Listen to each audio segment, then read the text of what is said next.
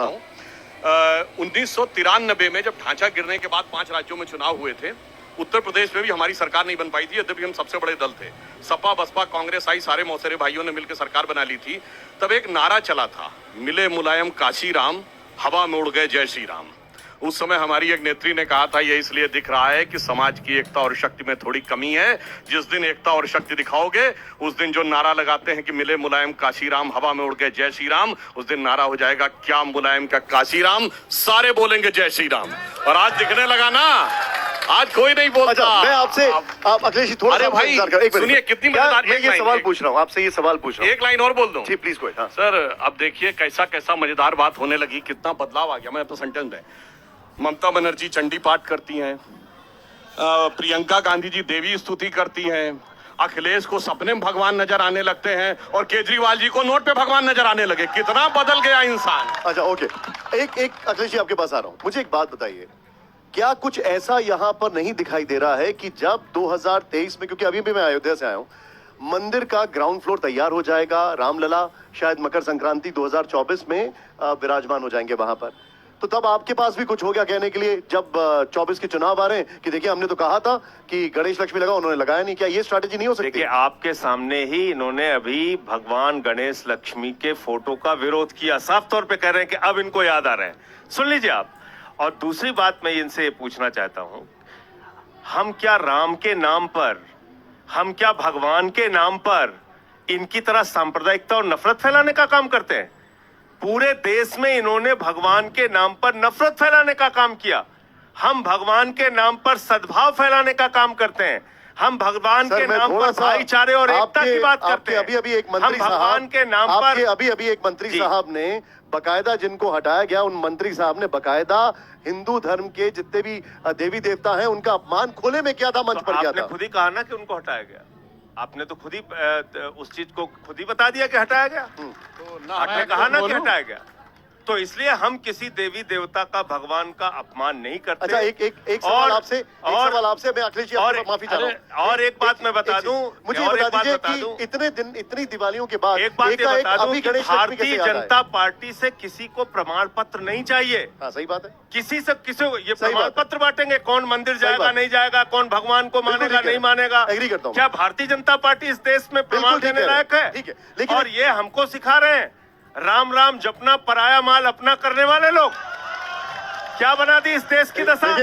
यहाँ पर क्या बना दी देश की अच्छा दशा? मुझे एक बात बताइए, तो क्या बना दी इस देश की दशा? आपकी तो बेरोजगारी में, गरीबी में, भूखमरी में हम 107 नंबर पे पहुंच गए दुनिया में। किसको अमीर बना रहे हैं आप? एक आदमी को अमीर बनाने के लिए हिंदुस्तान की सारी संपत्तियां बेचते जा रहे हैं। रेल बेच दिया, सेल बेच दिया, कोल इंडिया बेच दिया, LIC बेच दिया, बैंक बेच दिया, पूरा हिंदुस्तान बेच दिया। नरेंद्र मोदी जी कहते हैं भारत माता की जय, मैं भारत की रेल बेचूंगा। अरविंद केजरीवाल कहते हैं भारत माता की जय, मैं बच्चों के लिए स्कूल बनवाऊंगा। एक मिनट, अच्छा सुनिए, एक मिनट सब रुक जाइए। हमको राष्ट्रवाद सिखा रहे हैं, आपने किसानों की बात की, संजय जी एक मिनट, आपने किसानों की बात की। 84 में क्या देखा इस देश ने? संजय जी एक सेकेंड, 84 में क्या देखा? आपने शुरुआत की किसानों की। आज इस वक्त इस शो में आने से पहले यहां पर मुझे अखिलेश जी ने एक फैक्ट बताया, मैंने अपने रिपोर्टर से चेक किया, पिछले 1 महीने से मान साहब के घर के बाहर संगरूर में 1 महीने से किसान नॉन स्टॉप बैठे हुए हैं। दिवाली वहां पर मनाई है, 25 को उनकी फिर मीटिंग होने वाली है। जाके थोड़ा पंजाब में पता कर लीजिए किस तरीके से हमारी सरकार काम कर रही है। मैं तो किसानों की बात कर रहा हूं। मैं आ रहा हूं, बता रहा हूं।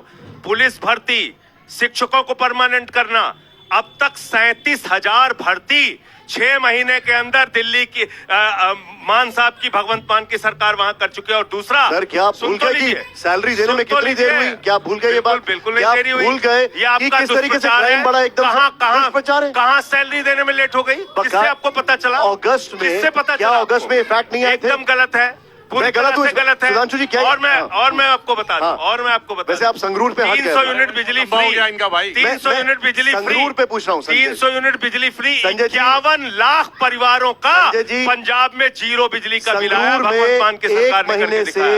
1 महीने से किसान उनके नेटिव घर के सामने। पहली बात तो 1 महीने से का आंकड़ा आप बिल्कुल गलत कह रहे हैं। कुछ मुद्दों को लेके आंदोलन चलता है।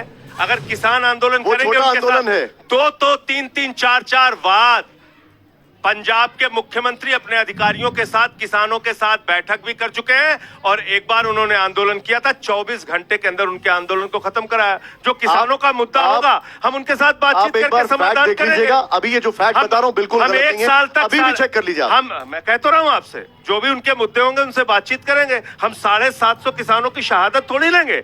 हम एक साल तक किसानों को सड़क पर बिठा के खालिस्तानी पाकिस्तानी देशद्रोही थोड़ी कहेंगे देश के अन्नदाता को। ठीक है, देखिए मैं सिर्फ बताता हूं गलती क्या होती है। एक ही विधानसभा थी जिसने किसान एक्ट सबसे पहले पारित कर दिए थे, वो थी आम आदमी पार्टी। भैया दिल्ली विधानसभा में पारित और संसद में बवाल। ये होता है बदलता हुआ कैरेक्टर। और मैं कहना चाहता हूं, काहे दिल्ली सरकार में आने से पहले कहते थे ना दिल्ली की बिजली किसके पास है, अंबानी के पास है। जांच करेंगे, किया क्या?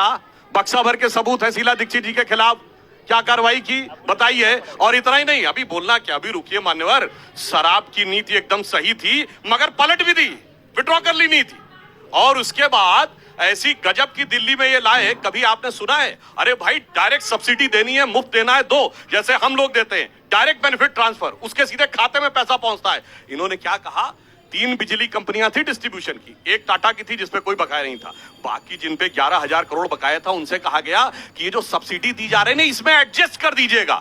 ऐसा कहीं नहीं होता है, ताकि ये जो मुफ्त बिजली देने का नाटक किया गया ये अपने लोगों को एडजस्ट करने के लिए। और मजे की बात, उन कंपनियों के बोर्ड में दिल्ली सरकार के अधिकारी होते थे, उसकी जगह इन्होंने अपनी पार्टी के पदाधिकारी नियुक्त कर दिए। उन्होंने ये निर्णय कर दिया और इस ढंग से इन्होंने घुमाकर जो करने का। और एक लाइन, भाई दिल्ली में एक वैगन आर दिखती थी ना, अब जब से पंजाब में सत्ता आ गई है तो सुनिए, बादल साहब 30 गाड़ियों के फ्लीट में चलते थे, कैप्टन साहब 30 में चलते हैं और भगवान मान 42 गाड़ियों के लश्करे जर्रार में चलते हैं। अब वो वैगन आर गायब हो गई। ओके अखिलेश जी, देखिए मैंने कहा ना, ये दोनों लोग असत्य बोलने वाले हैं, लंबे लंबे जुमले फेंकने वाले हैं, फोटो सब कट पेस्ट सब जवाब दिखाना, और जनता को जब मेन मुद्दों से जब चुनाव आता है तो ध्यान हटा करके एक बड़े अच्छे धार्मिक या सामाजिक या कुछ बातों पे ला करके उसमें बहा करके आप। लेकिन अखिलेश जी एक बात बताइए, क्या ये देश, एक चीज मुझे बताइए, क्या ये देश सामाजिक हिंदुत्व इन सब चीजों को तवज्जो नहीं दे रहा है, बनस्पत इकोनॉमी और इन सब चीजों को? नेता का कर्तव्य क्या होता है कि देश को सही रास्ते पे ले जाए। नेता का कर्तव्य ये होता है लेकिन नेता जो बहका रहा है लोग समझ जाते हैं। ऐसा नहीं है, थोड़ी देर के लिए आप किसी को समझ जाते हैं लोग।